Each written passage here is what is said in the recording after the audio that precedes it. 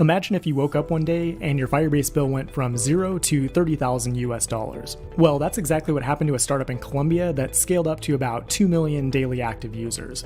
They really just made one seemingly minor mistake, and with this video I want to show you how we can take their $30,000 bill and reduce it down to about 25 bucks.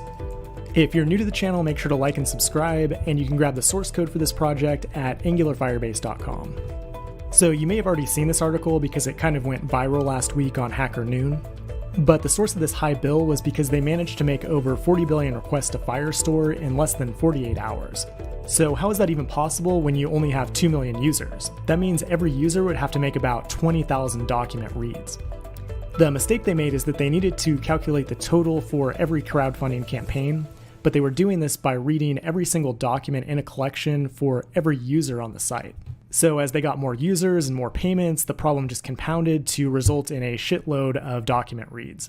Not only is that super expensive, but it also results in a lot of latency on the client, and that's actually how they discovered the problem in the first place. And I should also point out that this type of mistake is very common, and you really won't notice it until you start scaling up in users and you run into these problems with billing and performance. I'm going to show you how to avoid this with strategies both client-side and server-side, but the number one thing you should do right off the bat is set up a billing alert on Google Cloud Platform. Every Firebase project is tied to a GCP project, so you just have to go into the billing panel and then set up the billing thresholds that you want to be alerted on. So that way you can find out early if you have some kind of issue that's resulting in billing spikes. But that doesn't really solve the problem at hand because the problem is in the code. So I set up a demo here that does something similar. Basically, it calculates the total amount of donations, the average amount of each donation, and this is all based on a Firestore collection. But I have this app super poorly optimized to where I'm reading every document in the collection 3 separate times, one for the total, one for the average, and then one to show the list of donations. So if this collection has 100 documents in it, it will take 300 document reads to present the UI that you see on the left. Believe it or not, this is pretty easy to do, and it still performs great at this level, so you really wouldn't notice an issue at this point. The startup in the article was using Angular, so we'll be doing the same here. We'll be using Firestore with Angular Fire 2, and then I'm importing Faker so I can generate some fake data for the UI. Now, the first thing I want to show you is how we can optimize things client-side, and I think that's really where you should focus first. So we have 3 different observables here, one for the donations, one for the total amount, and one for the average amount. So the mistake that I'm making here first is that I'm creating a separate observable for the same collection to show all 3 of these different amounts. That means that we're going to subscribe to 3 different observables, fire off 3 separate read operations to Firestore, even though they all depend on the same source data. I'm not really going to explain this code in detail, but basically what we're doing is taking the Firestore collection, which is an array, and then we reduce it down to the total amount of all of the donations in that collection. And then we do the same thing for the average with just a slightly different calculation. And then we subscribe to all 3 of these observables in the HTML using the async pipe. So the main problem here is that we have 3 different data sources that are being created, even though we could really get this all done with a single data source. So let's take a look at how we might use RxJS to reduce our document reads down from about 300 to 100. What we want to do is have one observable that can be shared with the other observables that make the calculation for the total and the average. So what I'm going to do first is pipe in the tap operator so we can see when a subscription is created to this observable. Then we'll also console log the number of documents to get an approximate amount of the reads that were executed. So now instead of having the total and the average create their own observables, we'll just go ahead and use the donations observable that we created above. So let's take a look and see if that actually solved the problem in the UI. We should only get 1 console log, but if we look closely here, we're still getting 3 side effects, which should mean that we're sending off 3 sets of reads to Firestore.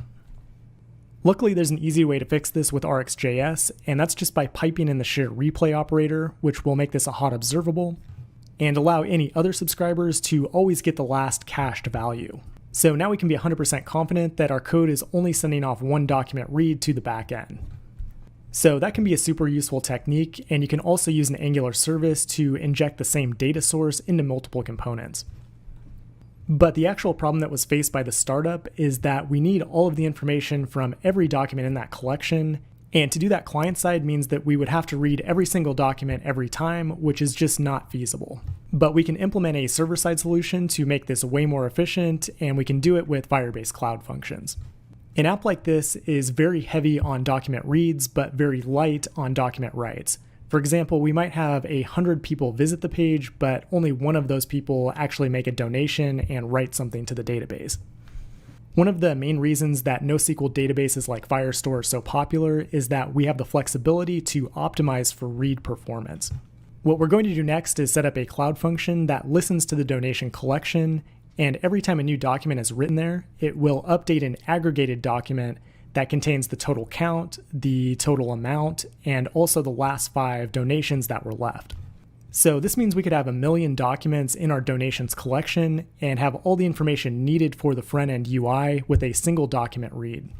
The actual data payload will now be much smaller, so our front-end UI is going to be way more performant for 99% of users. And basically what we're doing is trading 20,000 client-side document reads for an extra write and an extra cloud function invocation. In this case, that's an excellent trade-off, and it'll make the pricing go from $30K down to pretty close to the free tier. One of the drawbacks is that it makes writes to the UI a little bit slower because we have to wait for that cloud function to finish before the document is updated. But in this case, it makes a ton of sense because the vast majority of users are reading data and not changing it. I have initialized Firebase Cloud Functions in this project, and I'm also using the new Node 8 runtime, which allows me to use async await in just a plain JavaScript function. We'll bring in the admin database, and then we'll want to listen to every new donation document that is created in that Firestore collection. When a new document is created, we'll just want to update the aggregated data for that collection. So we're no longer displaying the actual donation documents, but instead we're displaying the aggregated document based on that collection. There's no best practice for this, but generally what I do is I save a document in a collection called aggregation, and the ID for that document matches the collection that we're making calculations on. And you really just want to save the bare minimum amount of information you need to make calculations in the UI. In our case, we just need to show the average and the total. So we can calculate these by taking the current aggregated total and then add it to the amount of the new donation. And then we can take the total count and just add 1 to it. And then we'll also save the last 5 donations so we can show those in the view as well.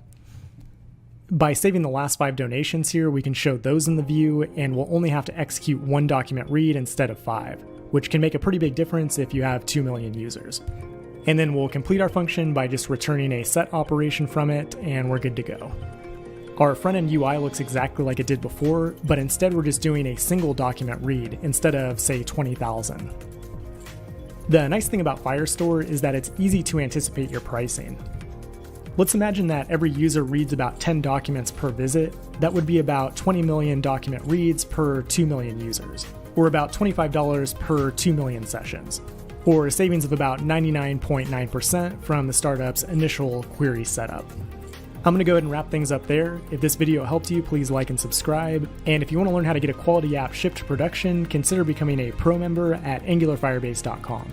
You'll get a free copy of my book, access to my courses, and a whole bunch of other free stuff. Thanks for watching, and I'll talk to you soon.